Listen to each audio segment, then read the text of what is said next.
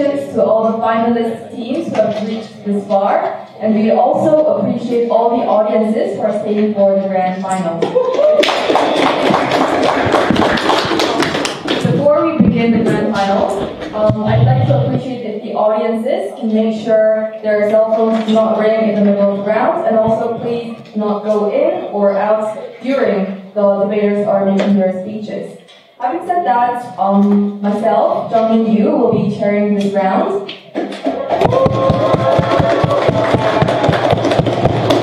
And the panelists, we have Kang Kim from SKEDA, Sanu Kim also from SKEDA,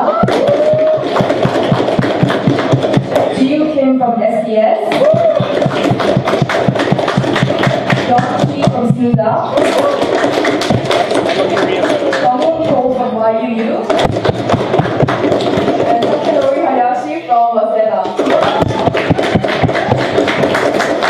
On the government side, we have peaceful, violent mother and fathers. On the opposition, we have guess who's the third wheel. Without further ado, the motion we're debating on is this House believes that university presidents should be legally responsible for sexual crimes caused by their faculty members upon their students. Let's invite the Prime Minister to the podium.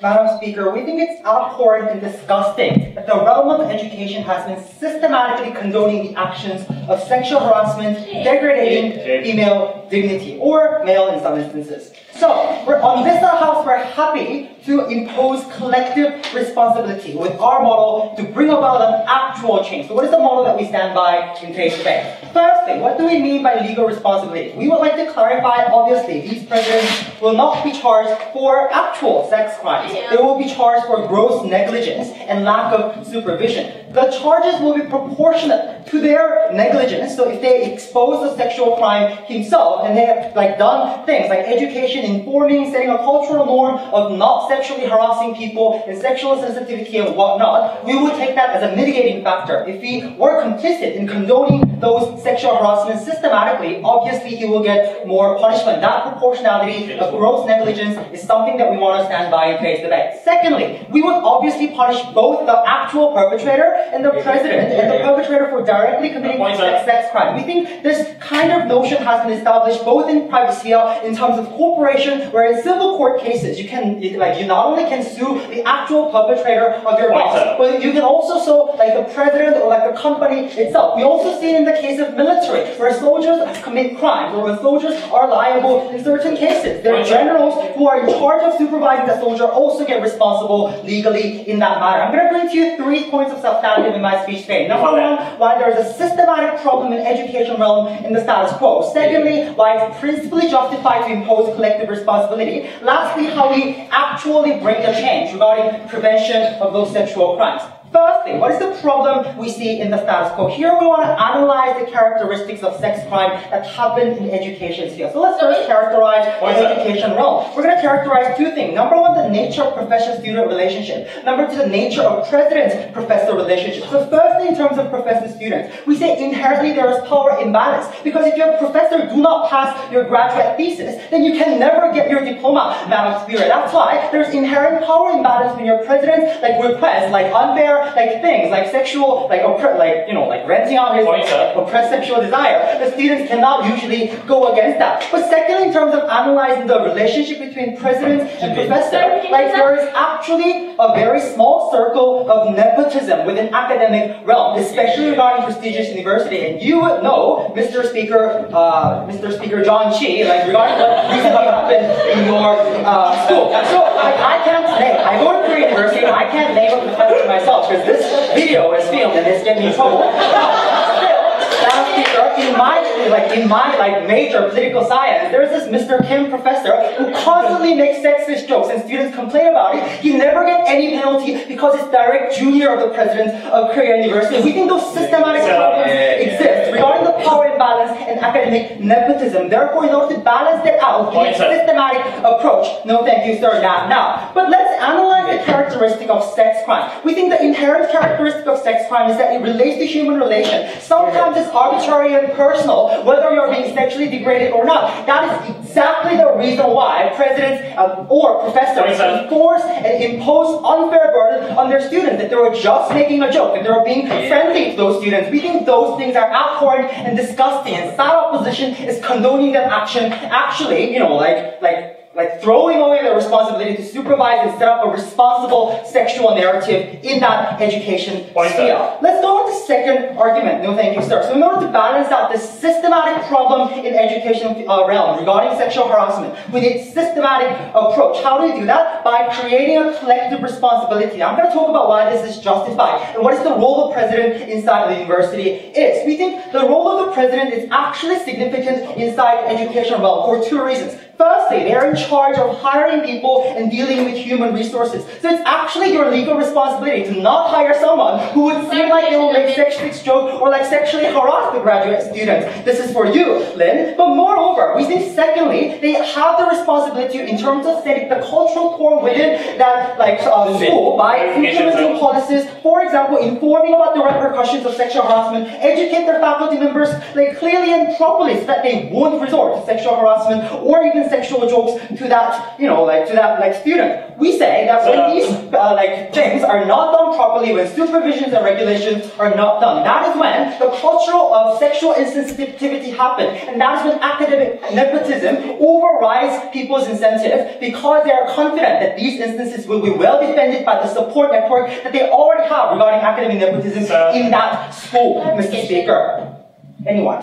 Sir, what is your yardstick of holding presidents vicariously liable, and would you hold them criminally liable or liable in a civil court? The motion says that we will hold them criminally liable for gross negligence, just like when parents neglect to take care about their children. They're being held for child abuse. We think that was crystal clear in my model regarding the proportionality. So I don't think what he was confused of regarding my model. But let's move back to what we were saying. Going on to my third argument. No, thank you, sir. Regarding how we best prevent those sexual harassment and bring about change in consequences. Firstly, we would obviously create a power in terms of promoting systematic changes regarding policies. So better prevention will happen, like necessary measures will start taking place, like code of conduct, and making sure that the code of conduct is being supervised and being done properly. We say that the individual calculus of supporting your co-junior professors in terms of academic nepotism on the side of presidents is now eliminated and removed because you are directly involved into being criminally liable for that action. That is why we say when presidents are held liable, they have more incentive to do those things that they were originally,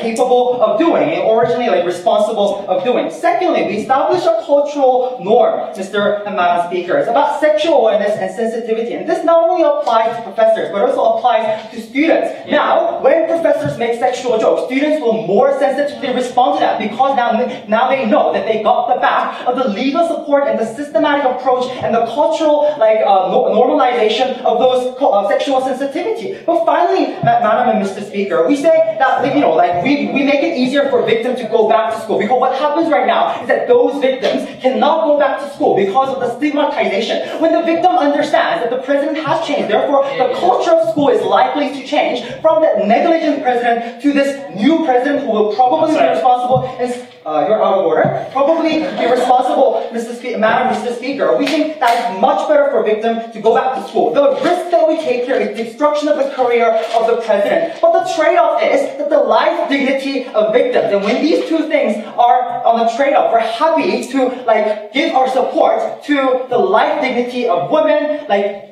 preventing sexual harassment, giving support for sexual sensitivity and the cultural awareness in order to prevent further systematic damages, Madam Speaker. For systematic problems, we need systematic approach. I'm happy to propose.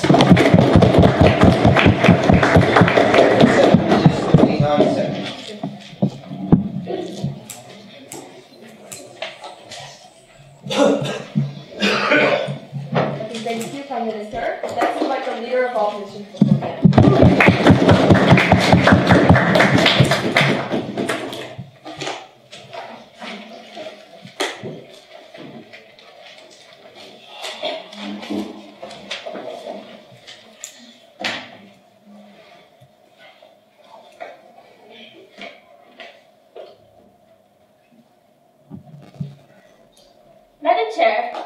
Min said, there are many instances where civil responsibility can be taken by the administration for something that an employee does.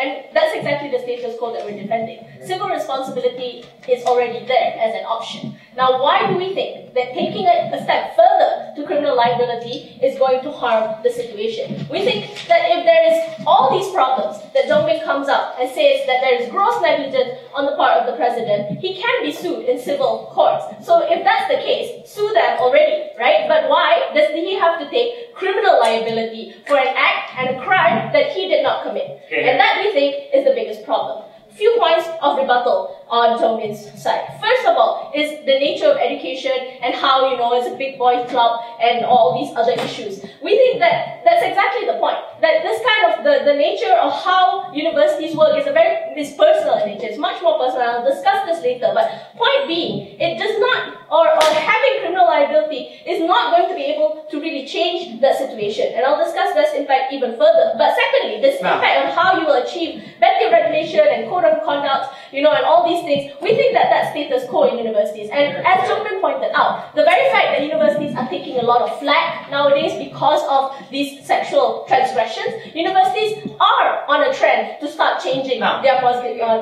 issue. That if they do come under fire from students and society saying that your university creates a rape culture and is not doing anything about it, as a business, which most universities are, they still need money to survive, they want profit from their students, there is more incentive for them to change. You don't have to hold someone criminally responsible or criminally liable for an action that he has no control over. So let's look at what we on the side opposition will talk about. Now I'll talk about this idea of vicarious liability. I'll discuss where vicarious liability can be applied in the case of criminal justice, and then we'll discuss this grey area of willful negligence. I'll talk about the nature of sex crime and the nature of university itself, and how this policy will inherently harm the university atmosphere, and I'll also talk about how it will make things worse. Now Shafiq will come up here and discuss the other stakeholders in this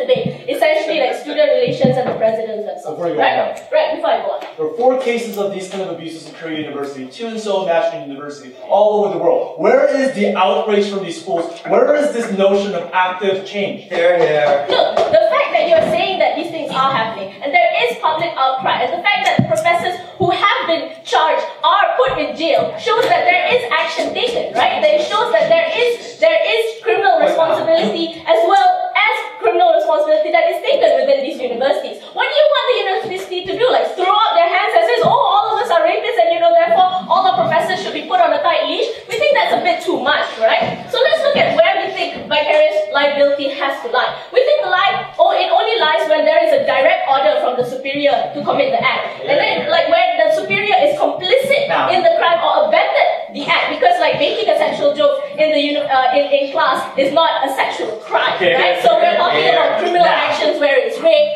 and where you act actual harassment, right? Where you have full control over the act of the employees, right? And then finally, the reasonable forcibility of prevention and the capability to prevent, or in this case, willful negligence on the side of the employer. And this is where the grey area is, and we'll discuss it, and why we think that in the nature of prosecuting this as a crime, it can't happen. Because the nature of sexual crimes in this case, it's not, like I said, again, it's not a matter of the professor making sexual jokes.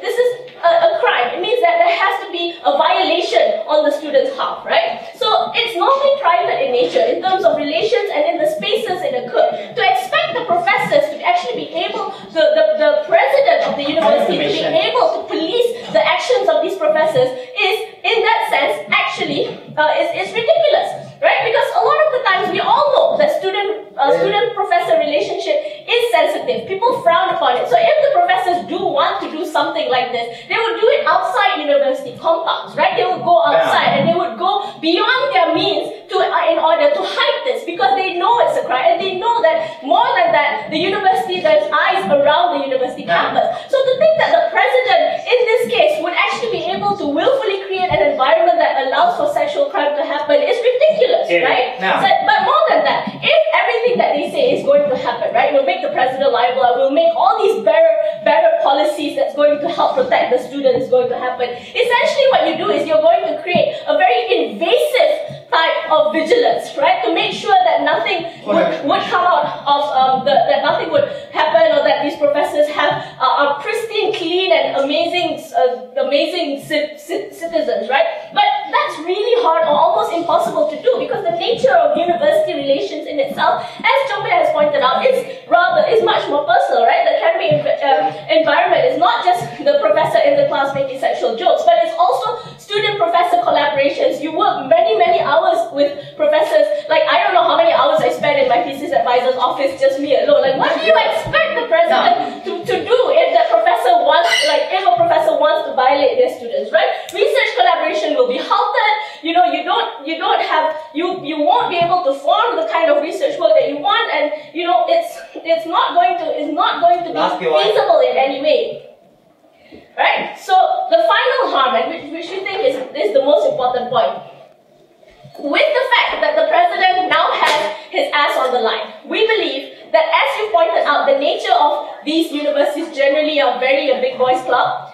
The likelihood that the president will abet and cover up those crimes is much higher, right? Because now you have personal liability in presumed negligence on your half, right? The likelihood that you protect your hube is much more higher now, instead of turning it him, because you have personal vested interest. You're not only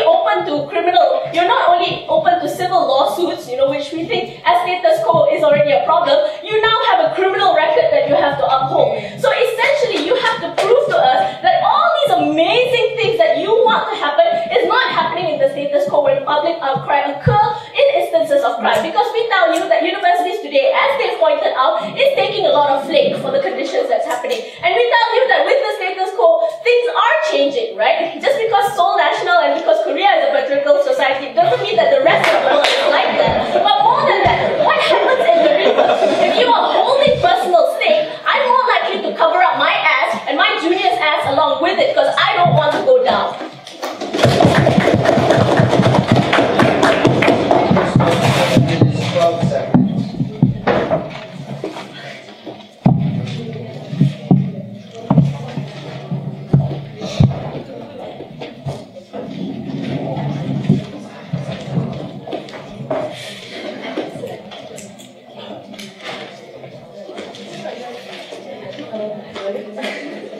Okay, let's invite the Deputy Prime Minister to the podium.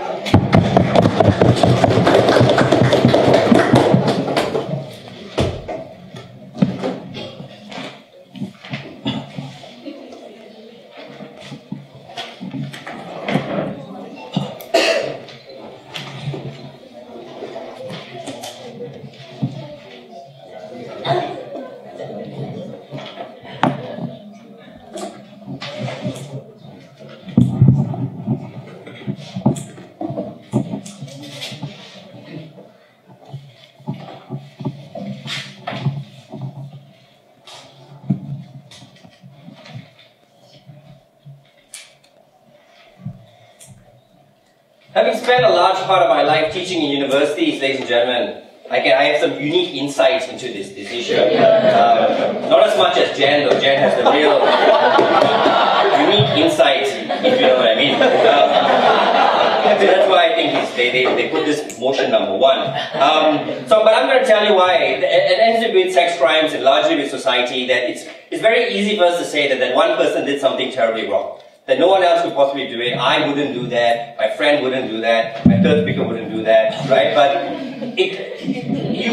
when that's why people do it, you're shocked. You can't believe that someone did something like that. We think it's related to the culture and the system in which people existed. And if there is even any impact of the culture and the system, then the person responsible, or the only person who could be responsible for that culture and system, needs to take some kind of responsibility. If that person tried and did some stuff, but still something happened, then tough, you lower your punishment, but that's still not enough. The fact that some person's life was damaged and you can't go back and do anything about it anymore is a problem, right? And that's the position that we're taking outside the house. I'll first deal with Lynn's approach of they can sue in court. So we'll put the burden on the victim to gain responsibility for it, and I'll tell you why that's bad. Then we'll talk about this notion of responsibility. How much responsibility does this person actually have? And secondly, will that finding, will it lead, what kind of impact will it lead to? Okay? So their position is this. Take the status quo, because there's a natural check and balance that exists. which firstly we've shown you the fact that it hasn't really changed, right? It means that that check and balance doesn't exist.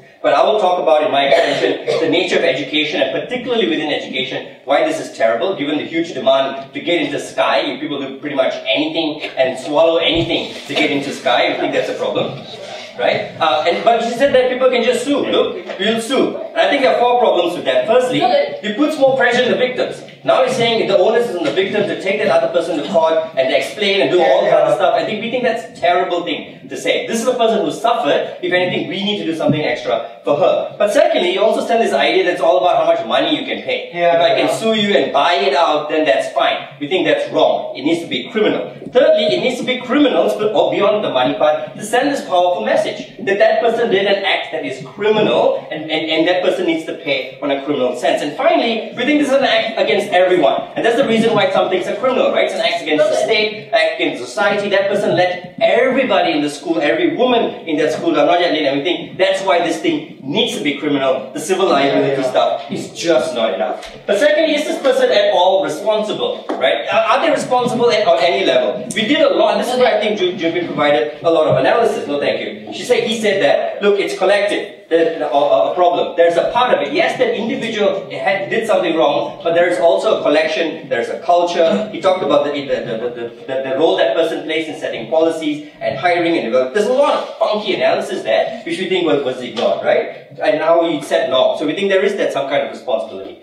Their response is people can get out of it, and the sexual abuse stuff, is very vague. I'm not really sure. They touched the leg, she groped a little bit. I'm not sure. They did it outside of university. Professor can't really be responsible for what happens outside of university. We say, no, some of these things have also happened in university. These things have also happened, and it starts from it being subtle sexism, or it's nothing. The person is just joking about your tits, honey. It's fine. Like, don't get so rough about it, right? We think that's exactly the problem. And you need to take a comprehensive 150% line on the other side. The harm they said becomes then you destroy the professor-student relationship. Some of these relationships we think need to be destroyed. That's actually part of the point. But we think then you need to find ways around it. Okay, so if you have this clear establishment of trust between the professors, then you need to do that. Otherwise, make it transparent. Make them all has glass door offices. I don't know, but you do things that need to be done because you need to find a way around it. It's the same excuse they had in the past. Or we can't,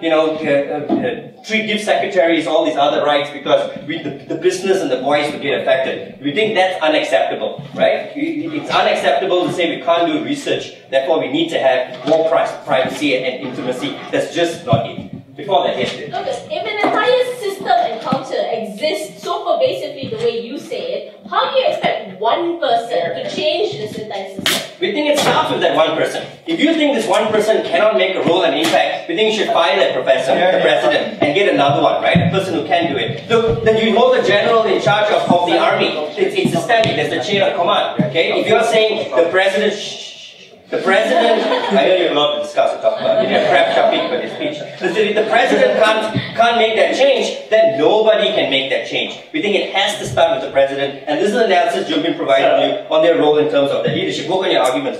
She said what's going to happen is the president's going to hide these things, and that's a terrible harm. We think that's the problem in the status quo. The president doesn't lose anything from hiding these things. You don't complain because you know that it's not going to go forward. You can't hold the top dogs responsible. If anything, you lose that one professor, then the other professors will still blame you and you can't finish your thesis. Never mind, finish my thesis. I'll put up with it. I'll swallow what I need to swallow, and I'll go ahead and finish my thesis. We think that's a problem. We think that even if some of them hide it under our situation, they'll be punished even more. We think more likely they know they're going to be punished, so they will do things and release it in any way so that they can say that we've released it, right? And we think that's going to be the more likely scenario. So why specifically education, which we think is a core part of this debate? We think particularly within education, there are some unique factors. Firstly, there's zero to almost no transparency. People don't shop around and move to different universities the same way they do with companies. The check and balance doesn't really work that well. It's this cabal of people on the top. You don't really know who gets hired because of what, and people move up in terms of seniority. It's a secret chamber, right? We think that because given also within this context, and we are discussing the Korean context, although sex crimes in universities exist in every university, but it accused more strangely in elite universities. Because there's such a demand to get into that university and to stay into that university, and you've worked so hard to do this. You've kind of, internalized this attitude of sacrifice. I've sacrificed so many of my personal liberties to get into this university. I'll be willing to sacrifice a little bit more to graduate, because when I graduate, everything will be okay. I need to sacrifice, I need to sacrifice, I need to sacrifice. It's terrible. And it creates the power mentality of these professors who act as megalomaniacs in this university, right? Because we have so much power, we control. I can make or break your future, and I will do this in that way. And we think it's a terrible trust violation too of these individuals, because they trust these professors. So we need to have something systemic. We need to say that when we give you so much power, you take responsibility across the board. Every professor that should be ashamed that this happened in that university. But the one person who you respect as the leader, who sets the tone and the culture and the norms, that person should be far more ashamed than everybody else. If that person couldn't do something to change the culture and the norms, then nobody can do anything. Least of all, not the victims. It shouldn't be placed, the burden shouldn't be placed on the victims. It should be placed on the person with the power. First vote for 7 minutes, 42 seconds. Madam Chair, may I be excused for a bathroom break? Sorry. This is not the first time it's happened. Take his phone. I have the effect. I have the effect on a lot of people.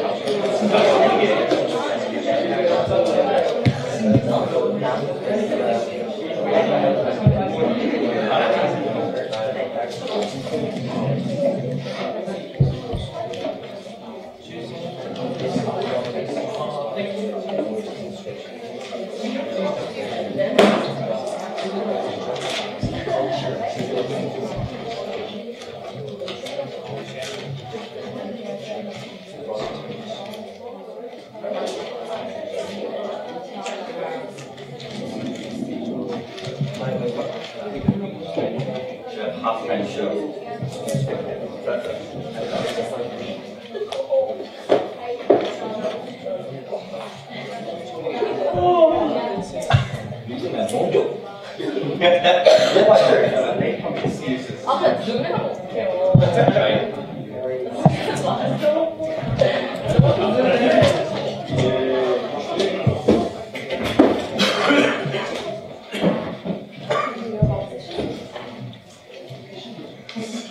Thank you, Madam Chair. I would first like to take this unique opportunity to inform everyone present that I like beef. I also like Jan a lot, and being the ADI organizer, I wouldn't want Jan to be responsible when a faculty funky with the. Now, firstly, we have to recognize that the side of proposition never really told us what was the yardstick for you to hold someone vicariously liable. That is the principal question in today's debate. Lynn clearly, spectacularly in fact, showed you why there are criteria for this, and that criteria isn't met in this situation. Lynn told you, in order for you to hold someone vicariously liable, the person has to give direct orders for another person to commit a crime. Lynn told you that the person has to be complicit or abetted in the crime, ladies and gentlemen. That means that is somewhat involved or had malicious intent together with the person doing it. Thirdly, you must have full control over the behaviors of your employees, and this is also impossible and they didn't respond to it. Or foreseeability, and foreseeability only comes when you give an order. Would my order reasonably would lead to the outcomes of certain outcomes that are unfavorable? But lastly, the capability to prevent this kind of crimes from happening. The reason why they haven't principally won this debate is because Lynn clearly told you that the nature of sexual offense happens in private areas, ladies and gentlemen. Happens between two individuals, two private persons, which is hard, which is not in the open space of a university. It's always hidden. the professors will always have to make sure that other people don't know about these behaviors. Therefore, it is impossible for you to hold a president vicariously liable for something that is not within his control. Not within, not even foreseeable, ladies and gentlemen. And that is why it's problematic, and that's why that principal clash of this debate still stands. Secondly, they said that there is a pervasive culture within universities. Everyone is a rapist, apparently, ladies and gentlemen, and everyone loves sex so much. We don't think that's a reasonable characterization of how professors and presidents are within universities. Maybe there are some individual basket cases, but overwhelming majority of cases, people take sexual crimes seriously. Ask yourself whether or not it's reasonable to say that a president of a university or professors don't take sexual crimes seriously, ladies and gentlemen. We tell you that the norm, that even if let's assume that that norm exists, it could be changed based on 5 natural check and balances that we have already provided to you. Firstly, the image motivation of a university, because they would want to encourage more students to come to their university, and most often than not, private universities are profit driven. If these kinds of incidences happen, ladies and gentlemen, then their university won't be popular or won't encourage people from coming. And that is why we think that natural check and balance is sufficient. Secondly, we think that it affects the ability of universities to conduct the operation as an academic operation when these kinds of things happen. When classes have to be suspended for 3 or 4 days for investigations to go on. This is not in the best interest of the universities, and this is a natural reason why they do this.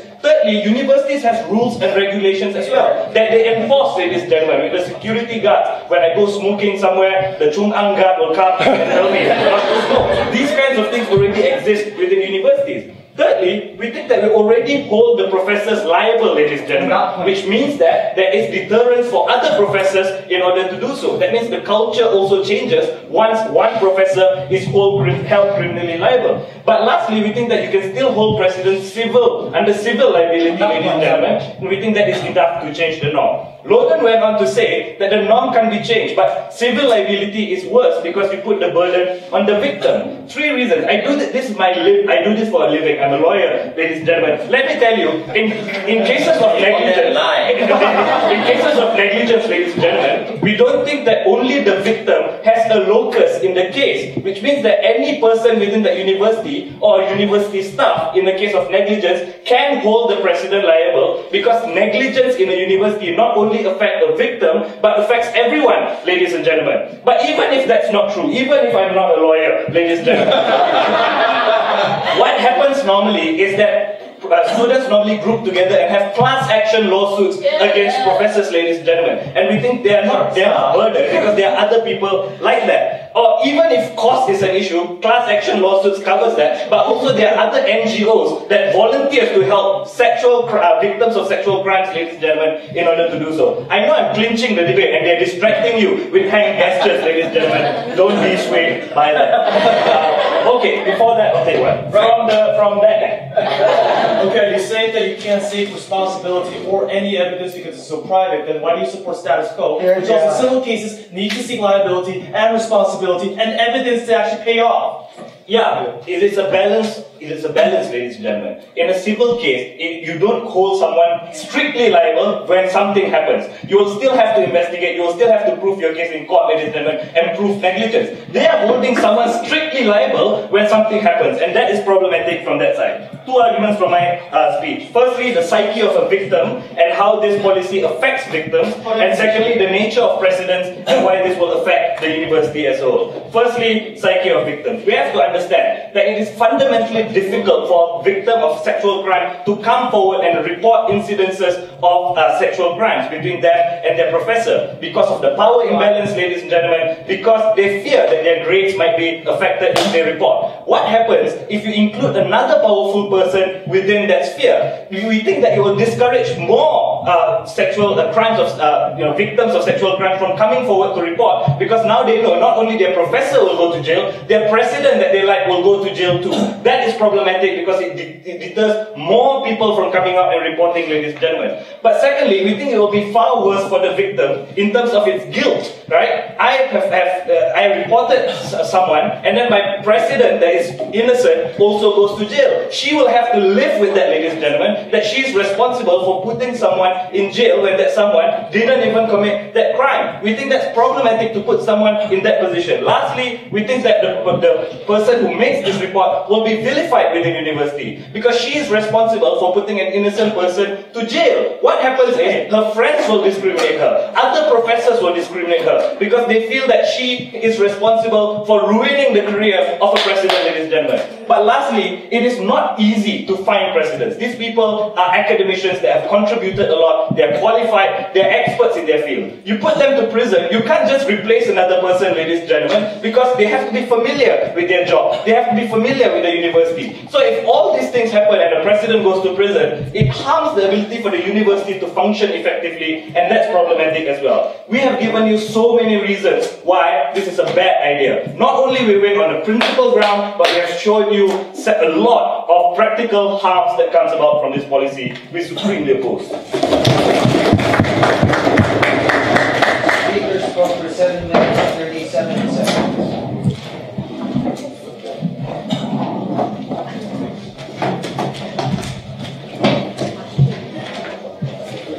Okay, let's invite the questions to the podium.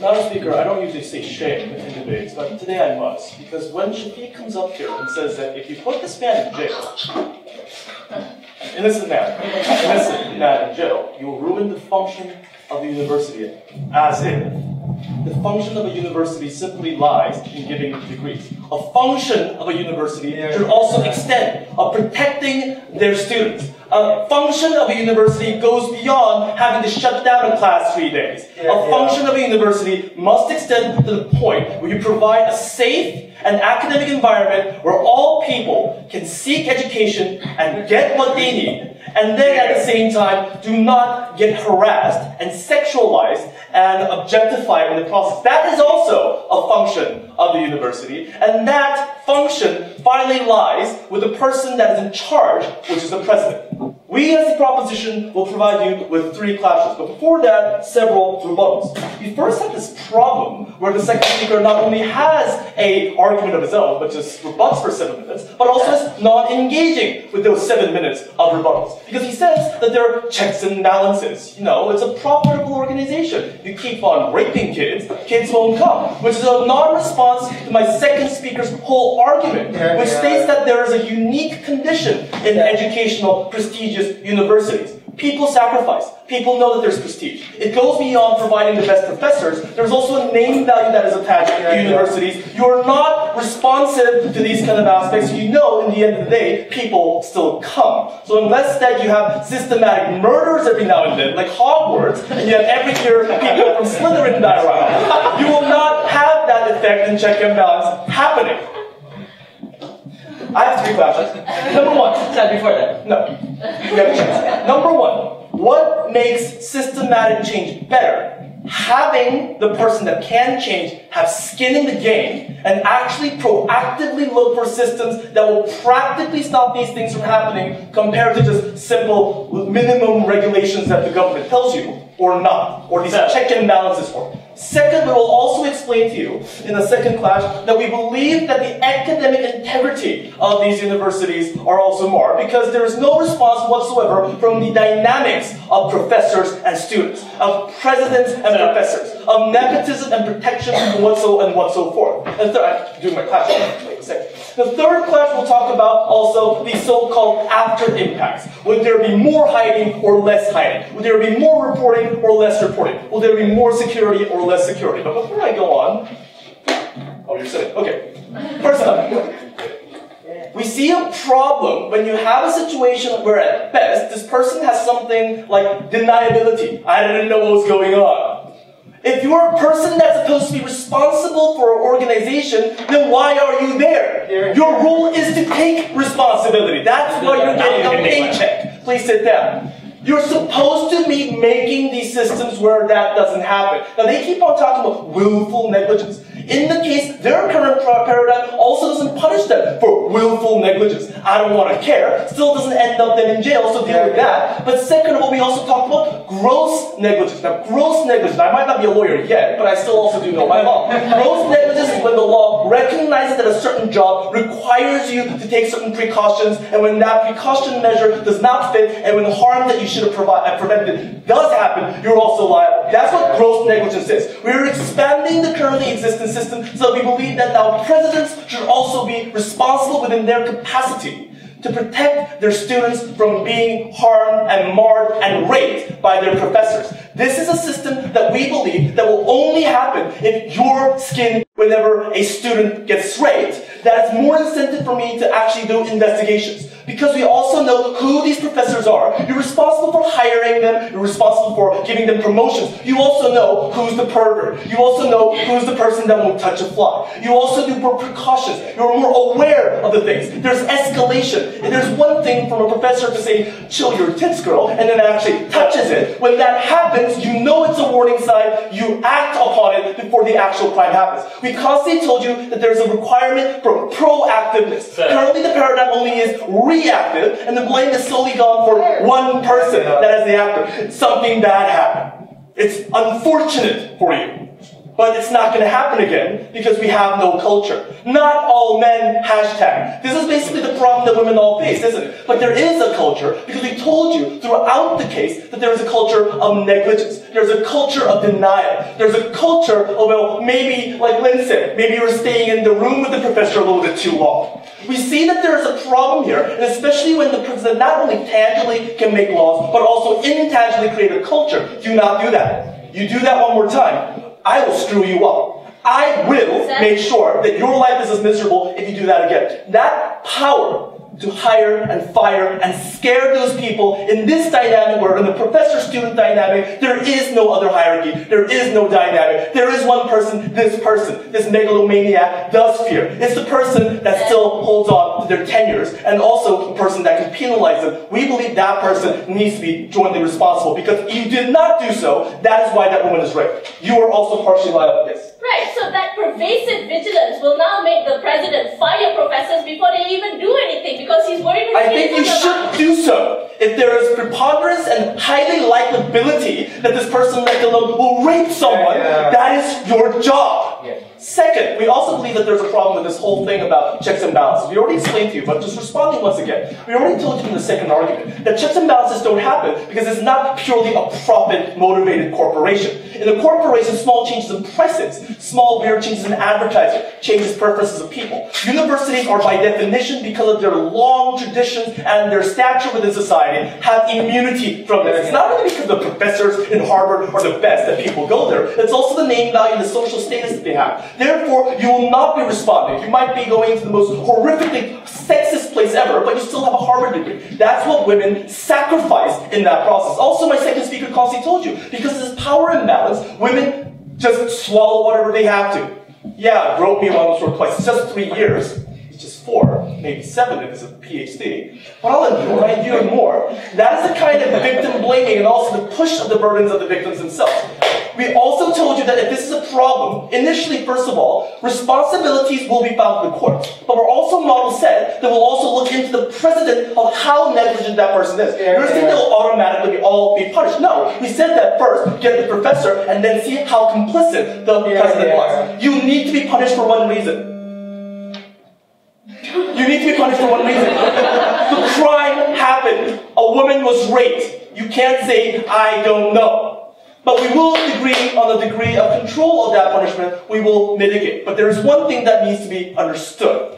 That in the end of the day, it's not the poor president that's innocent that we need to be sorry about. It's the girl that got raped and continuously gets raped because she wants a degree and a better life. We believe that the people that are invested to protect that person should do their job. Thank you. Speaker spoke for 7 minutes, 53 seconds.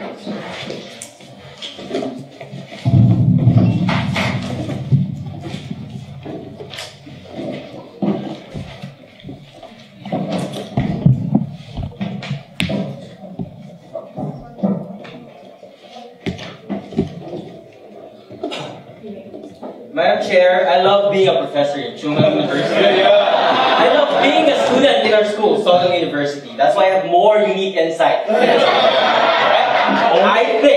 I think that the norms of professionalism and the existing rules and regulation is enough to combat the alleged machismo culture that the government have discussed in today's debate. Right? To clarify this, I have 4 things that I wanted to discuss. 1, let's talk about sexual crimes.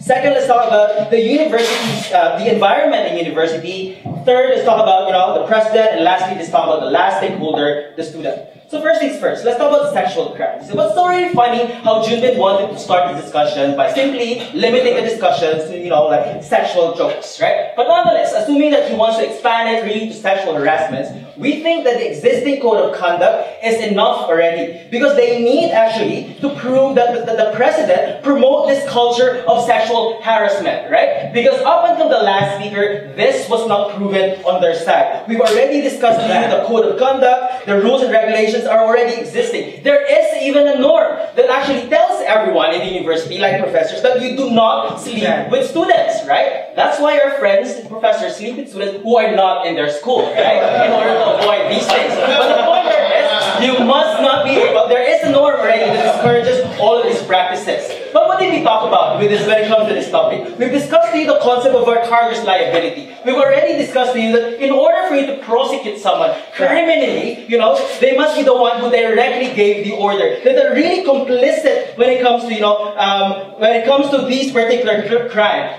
They've never really proven the direct correlation of all of these things. I'm not going to repeat all of those criteria for vicarious liability. I think they never discussed this, right? But more importantly, we need to ask the question, what happens when we actually, impose the proposal of the government side? Let's look at the environment in university.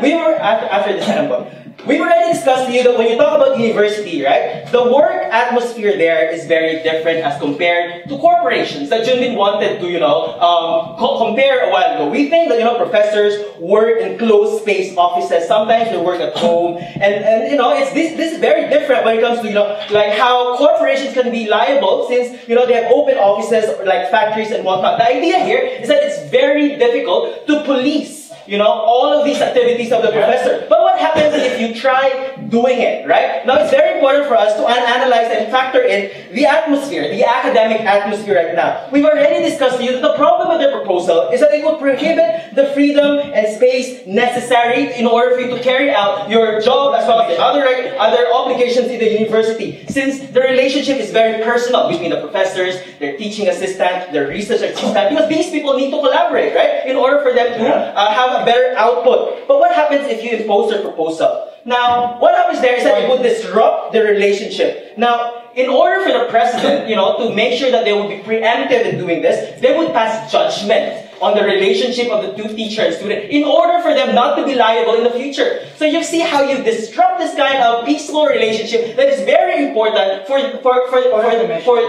academe to operate. But before anything else, yes? So if we resolve that only in civil lawsuit, if presidents came up with university funding, it sends out a horrible implication that you can buy your way out of negligence. Respond to that. First, they also need to answer the question. For example, that the school have done everything necessary, why are you still going to file a criminal case against the president, right? That's the burden also that they needed to prove. Now let's talk about the president. Look at here, discuss the culture of, patriarchy and machismo. That's why we need to, convict this president. But they need to prove that there's a direct correlation between the culture and the president. It's very, very simplistic for you to say that the president can do something. When you talk about a patriarchal culture, it does not exist in a vacuum. This is actually influenced by, for example, Korean patriarchal society. You have old professors bringing all of these ideologies that they have, young professors who would end up following the old professor because basically that's the culture, right? So the question of making the president liable is you're asking the law system to do so much, because we think that in the present situation, the status quo is enough. If that's not enough, Shapik already discussed to you, the check and balances. If you're not happy about that, we've already discussed to you civil liabilities, right? That you can still sue the president anyway. I don't know and I still don't get what's their problem. But more importantly, government side never discussed and responded to our point when it comes to the problematic situation that would happen if this happens. Like for example, Logan discussed that because of this proposal, the president would release and would become liable to all of these things. Why would you think that way, where at the end you would know that the moment that it's out in the media, you will also be held liable, right? You will be held criminally liable. They never responded to our case that when we said that this proposal would bury evidences. The mentality of the president would be he wants to escape the future conviction, because no one wants to get a criminal record, especially if you're the president of a university. There's an image that you need to maintain, and so that at the end of the day, you cover up the situation. That's really the problem that we're actually facing. Last issue. Let's talk about the students, right? Because they say there's power imbalance, you know. But then again, we say that the status quo deals already when it comes to all of these things. But at the end, they say that, you know, what we want, coming from Logan's argument, that we want the president to take responsibility over this power imbalance. For us to resolve this deadlock, you need to answer the question, will it really empower the victim? Right? Because we've never heard Seth respond to Shafiq's argument when it comes to the student being fearful now of coming out, right? Because she's not simply going to prosecute the one who sexually harassed her, but she will prosecute the president and even the entire university, because you're going to taint the image of that school, because now you're also, you know, going against the head of the school. No response is coming from the government side. So that's why in those accounts, we think that it creates more harm and problems when it comes to all stakeholders involved in this discussion, right? What the government is actually doing is that they're trying to do so much that at the end it only causes more problematic situations. That's why when you talk about sexual crimes, when you talk about making people responsible and empowering students, we think that the status quo is doing enough. We think the proposal of the government side is unnecessary and will only cause more problems. Thank you. Speaker spoke for 6 minutes, 49 seconds.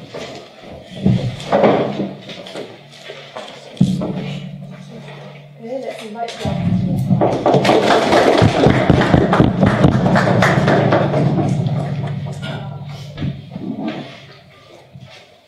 We had a very vindictive side of proposition, and they wanted to transform the role of an academician, a president, into an enforcement agent, into like a Mossad person that goes and see in different rooms where professors are. We think that's expecting too much of an academician or president that is doing a lot of things within a university.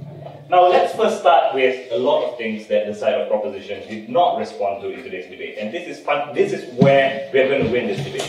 Firstly, Lin clearly told you that when a president is going to be directly involved, his self-preservation will be affected in this amendment. He becomes more defensive when these sorts of cases are reported and when these kind of cases exist. What is more likely to happen under their characterization, when everyone is buddy-buddy and close to each other, it's a white boys club, grey-haired people stay together, ladies and gentlemen, is these presidents will bury these cases. They would not be more likely to not want to report this to the police because they know they will be directly affected by this policy. And that's why it's far worse for victims. If you want to protect victims, this policy is worse for victims because they won't care about the victims. Secondly, they didn't respond to my whole first argument. I did have an argument, ladies and gentlemen, and I was prepped by my teammates to run this argument. We told you that victims will be afraid to report, considering that power imbalance already exists. Currently, they are already afraid because these people are professors. Now you include another person, a president, which is highly influential, we think it will deter more victims from coming out and reporting. But we also told you how this will affect the psyche of the victim, the guilt that the victim has to live with, putting an innocent person in jail. And that's problematic. We're talking about young adults, 21 years old, 22 years old, ladies and gentlemen, and you're putting them in that state. That's problematic as well. But furthermore, and this is more harmful, these victims will be vilified by their friends, by other professors, ladies and gentlemen. If the people around the university love the president and feel like you are the slut that was responsible for the president going to jail, we think that's highly problematic and discriminatory towards the person. All this did not have any response. Now, the only thing that came from that side, the thrust of proposition's case, is changing norms, right? We told you that We firstly disagree, absolutely disagree with the characterization that universities and presidents are rapey, right? They are always like, you know, they want to sexually harass people and are okay with other professors doing it. It's absolutely wrong. We think presidents are responsible individuals. They do take this thing seriously, ladies and gentlemen. They take effort to change things within universities. Why is this not sufficient? We already gave you a whole lot of check and balances that already exist that will naturally lead to presidents enforcing these things. Also, when you are under a lot of flack, when the media is vilifying your university, the natural thing for a president to do is to take charge or to take responsibility over these things. We think that norms changes with our natural check and balances, but also changes with existing laws that prosecute these professors. Hell, if that's the case, let's hold President Park for every raid that happens in Korea. It's impossible for you to put such a burden on a person that can't have, can't foresee or can't enforce certain things within a private sphere. And that brings me to the last point, which is the principal question in this debate. How can you hold a person vicariously liable? Seth had the audacity to come out here and say we're going to do gross negligence. Even if the president has done everything to prevent this crime, he will still be put to jail. That's crazy, ladies and gentlemen. That's really unfair that you're willing to destroy someone's life because you just want to be vindictive. Because you just feel angry at a professor that did something to a student, you just want to take down everyone with you. That's problematic, and we don't think they have managed to prove why you can hold someone vicariously liable, considering the nature of sexual offense, where it happens in private places, where it's very difficult to expect a president to do so. Ladies and gentlemen, I think we have given you so many reasons of why opposition should take this debate. And I also am worried because they ranked this motion first. I don't know why. And we were confused whether or not we were guff or not. But with all that said, see you and let's all drink tonight. Speakers for 4 minutes, 45. Thank you all for the reply. Let's invite the last speaker of this meeting.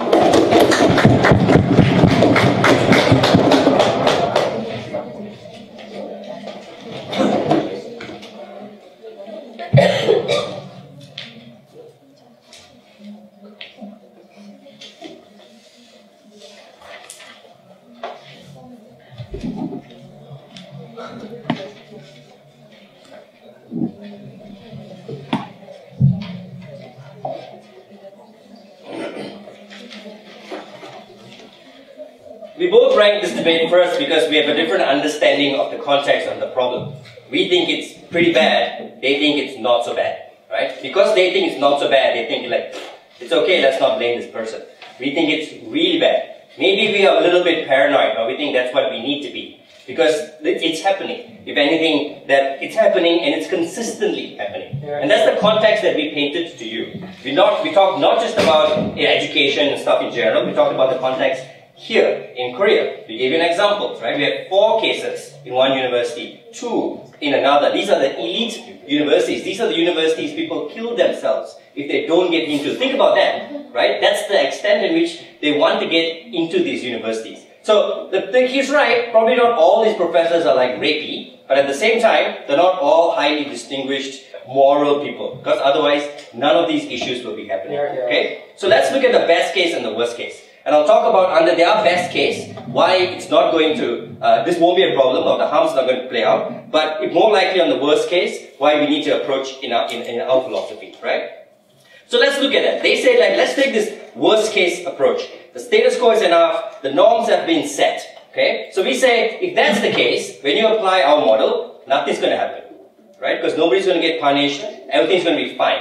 Unless it makes the status quo worse. How will it make the status quo worse? They said like people either will be less likely to report. I dealt with this already. I said that it's, if anything, that's what's happening in the status quo. Because people know the other people are going to cover them, so there's no point reporting. But now that you know the entire system is the problem, then you're more likely to report because you're going to take down the whole system. The professor will change. The president changes. You can come back to the university. New rules will be put in place. It's not your fault, right? They say like, no, and this is Shafiq's analysis, it's going to be harmful because women don't want to make the professors feel bad. I really like this president. He's a nice guy. I don't want him to lose his job. That's terrible. Okay? That's just pretty condescending and really, really sad. But also, that under that model, you're not going to have your check and balance. You're not going to have people reporting against these professors and stuff to begin with. You're not going to have this empowered women as an actor model when they can go and sue people, okay? Because you're depending on them to act. We say what we do is we send the signal that it's not your fault. It's the system's fault, and therefore take the responsibility away from you. Okay? So that's even under the best case, we still do better, right? That we don't have those harms. So what did they say? You can't do this under our model because it's going to lead to a loss of responsibility, and there's going to be some of these harms. So to what extent is the president really responsible? They say it's impossible to show vicarious responsibility. Just impossible. Because these things cannot ever be proved. We said that, yes, they can, but they said that we say we need to make it not just passive, but active. We want you to do more. We don't want to justify the current bad things that exist, right? So you need to have some skin in the game. We need to make you personally responsible. But this is where the whole responsibility thing also gets a little bit confusing and contradictory. Because if it's impossible, then how can you do this suing counter model on your side of the house, right? How can you get like, the she can sue, the victim can sue, but if not the victim, the friends can sue. There can be a class action lawsuit. That's right, they want hundreds of women to be raped and then form a big coalition and then sue. We think all those things are pretty terrible. If you can sue, then you can hold them criminally responsible. Finally, they said, like, look, there's going to be some pretty bad outcomes to this, and this we find really terrible, but it's also indicative of the problem with the culture. They said there's going to be harms to education and academia, great leaders who can't be replaced, potential rapists might be fired even though they didn't do it yet. Exactly. They should be fired before they do it. We don't think you are a great leader if this happens under your watch, right? They said that it will harm the personal relationships required in order to do research. We call bullshit on this. We don't think you need to drink with your professor to do research. We think all of those things is part of the problem. That's analysis that we portray to you. All these things which you think is supposed to happen is the norm that is problematic. All of these things justify these rape and these crimes, right? Because they say it's things that need to happen in order for this. So you are a casualty of the culture. The problem is the culture. And maybe this one person can't change everything, but that person is the leader of the culture in an organization. And if this person can't change it, then no one can. That person needs to have some skin in the game, okay? And that's what we are standing for.